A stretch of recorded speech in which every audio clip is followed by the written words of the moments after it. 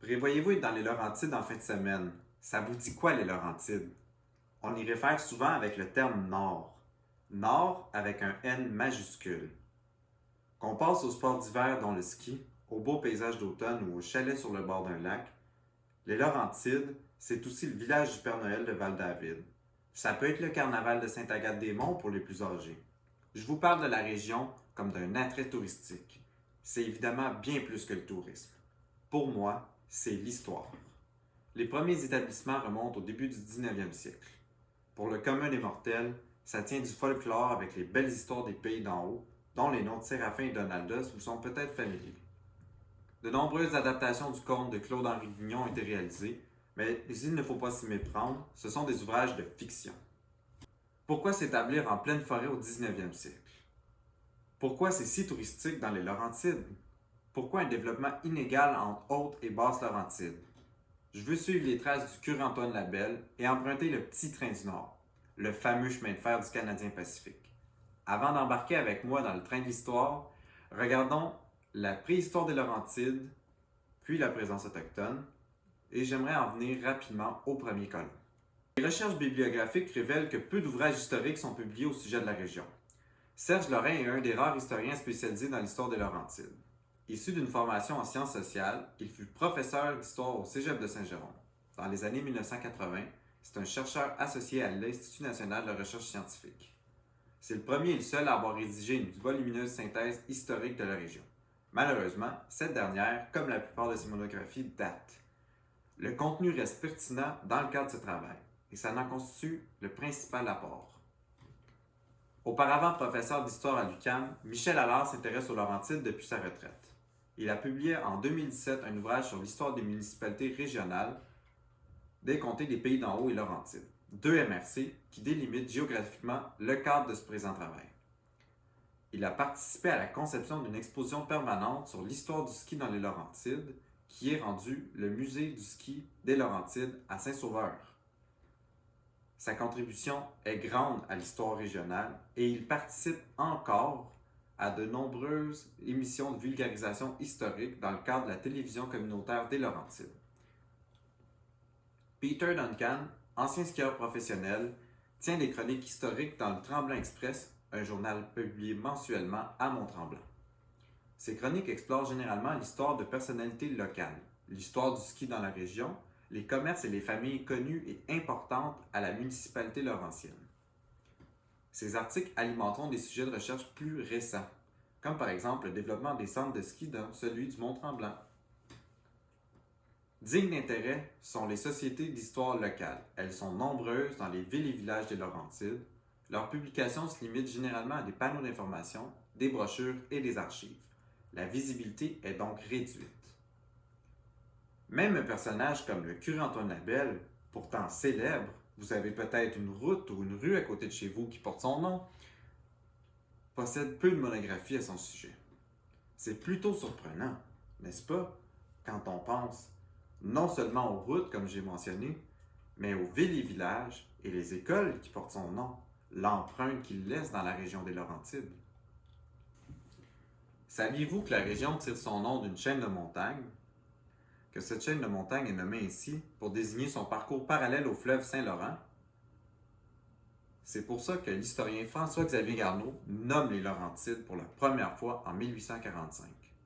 On dit des montagnes de la région qu'elles seraient parmi les plus vieilles du monde, qu'elles se seraient formées il y a 1 milliard d'années du mouvement des plaques tectoniques de l'Amérique du Nord. Longtemps, les montagnes laurentiennes sont emprisonnées sous une calotte glaciaire, puis sous l'eau. Il y a 10 000 ans, la mer de Champlain recouvrait l'ensemble de la région. La nature est une artisante hors pair. En y retirant ses eaux, elle a façonné le relief régional. Pensez aux nombreux lacs qui font votre bonheur à l'été. Pensez à ces belles montagnes que vous dévalez en ski l'hiver. La région est caractérisée par un sol impropre à la culture, particulièrement dans les Hautes-Laurentides. En fait, c'est un sol de pierre précambrienne très dur, le bouclier canadien. En plus, le climat est froid et humide.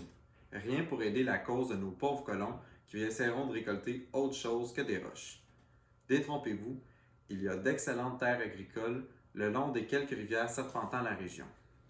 C'est ce qui explique la présence de fermes prospères à Brébeuf et à la Conception, près de la ville de Mont-Tremblant, en bordure des rivières La Rouge et la Diable.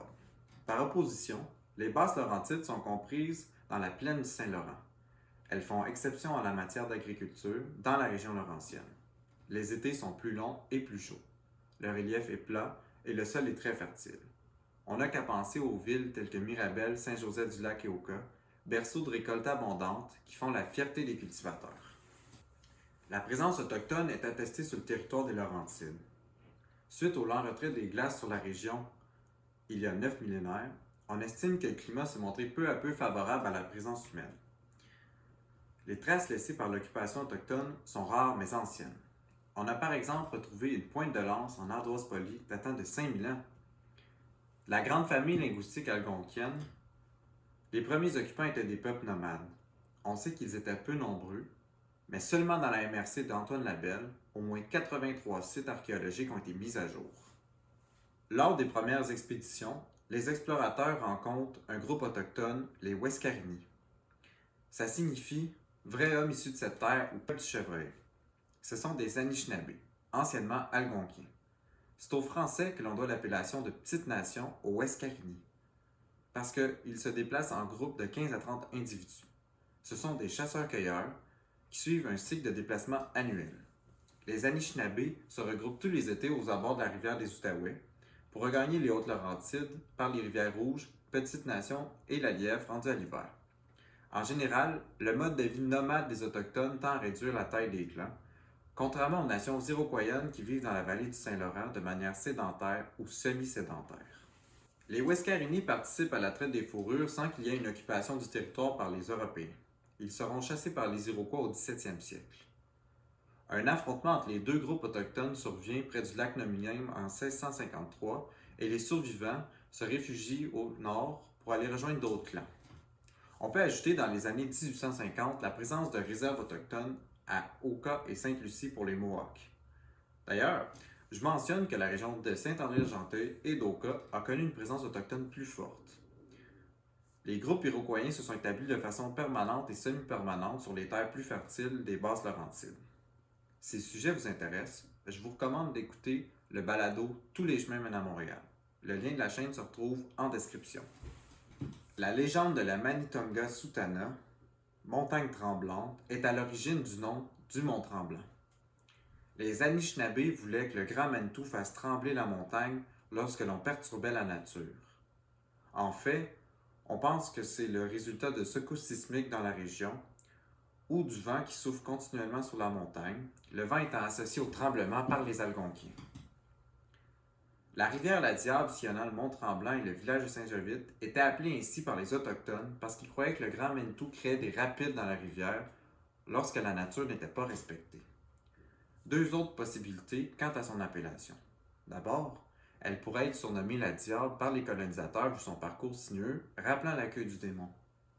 Sinon, on croit que les draveurs auraient baptisé la rivière La Diable puisqu'elle était difficile à naviguer. Outre la toponymie, les Premières Nations n'ont pas laissé d'empreintes fortes dans la région. Il y a quelques chemins pratiqués à pied qui seront les bases des chemins utilisés par les colonisateurs. Ils ont aussi légué des moyens de transport bien connus, les raquettes, les toboggans et les canots d'écorce.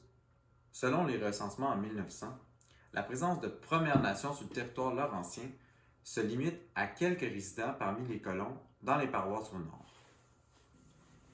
En Nouvelle-France, l'occupation du territoire se fait à partir du fleuve Saint-Laurent.